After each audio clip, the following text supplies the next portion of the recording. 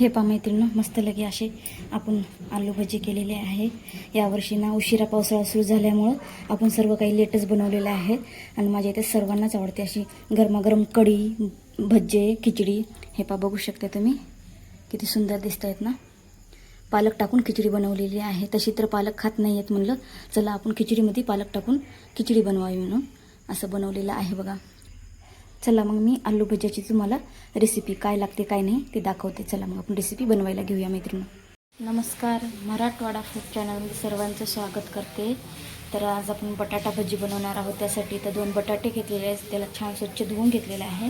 आता याची साल काढून घेते बघा। पावसाचे दिवस सुरू झालेत, त्यासाठी अशी गरमागरम भजी बनवणार आहोत आपण, बटाटा भजी।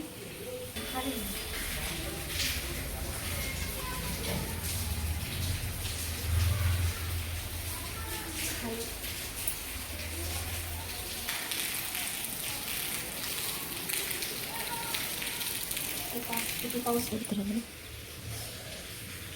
हे पहा अशी बारीक बारीक पातळ पातळ आपल्याला कट करून घ्यायचे। हे पहा असे होत आहेत काप, बघू शकते। अशी चाकूच्या साहाय्यानेच कट करते मी। हे पहा बघू शकते, आपण या पाण्यामध्ये टाकून ठेवते कारण आलूला काळापणा येतो ना, त्यासाठी पाण्यामध्ये कट झाले ना लगेच टाकून ठेवते।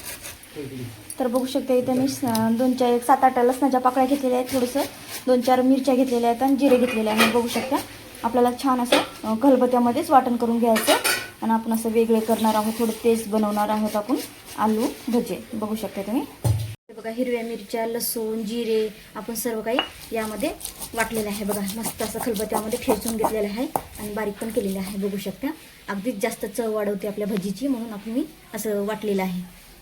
हे पहा 1 वाटी मी बेसन घेतलेलं आहे। आता यामध्ये आपण ओवा टाकणार आहोत बघा। ओवा टाकलेला आहे, हातावर क्रश केला ओवा आणि टाकला बघा। चवीनुसार नमक टाकते बघा।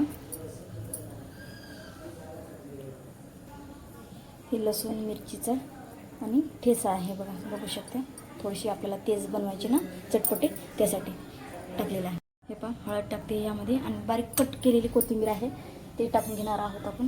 बघू शकते एकजीव करून घेते, बघू शकते सर्व काही पीठ आपण मिक्स करते बघा। पीठ लावून झालेलं आहे, बघू शकता आपण असं ठेवलेलं आहे पीठ। हे पहा आता यामध्ये ना आपण बघू शकता यामध्ये आपण थोडंसं धनी पावडर टाकणार आहोत। धनी पावडर टाकल्यानंतर चव छान येईल बघा, त्यासाठी धनी पावडर टाकणार आहोत आपण, टाकलेली आहे। आता मिक्स करून घेते बघा मैत्रिणी। तेल ठेवलेलं आहे गरम व्हायला, बघू शकतो मैत्रिणी आपलं तेल तिकडं गरम होतंय। तोपर्यंत आपण एकजीव करून घेऊ पिठाला,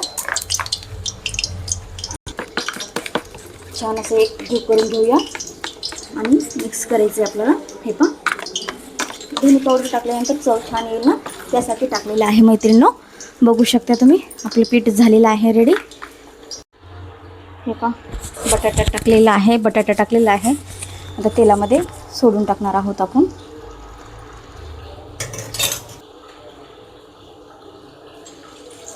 हे पहा असे एक बटाटा असं सोडायचं आहे आपल्याला तेलामध्ये, बेटरमध्ये बुडून।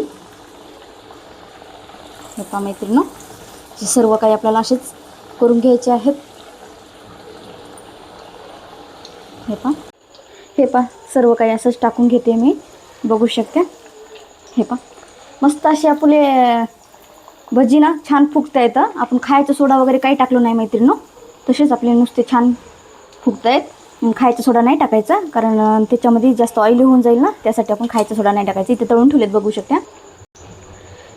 हे पहा बघू शकता मैत्रिणी मस्त सुरेख गरमागरम आपण, बाहेर पाऊस पडतोय, आनंद घेऊया अशा गरमागरम आलू बटाटा भजी आहेत आपले, बघू शकता। माझे व्हिडिओ आवडत असेल तर लाईक शेअर सबस्क्राईब नक्कीच करा मैत्रिणींनो। ओम नमः शिवाय सर्वांना। हे पहा मैत्रिणींनो किती सुंदर असे छान फुगलेत आहे, बघू शकता। आपण खायचा सोडा वगैरे टाकला नाही आहे, तुम्हाला आवडत असेल तर टाकू शकता।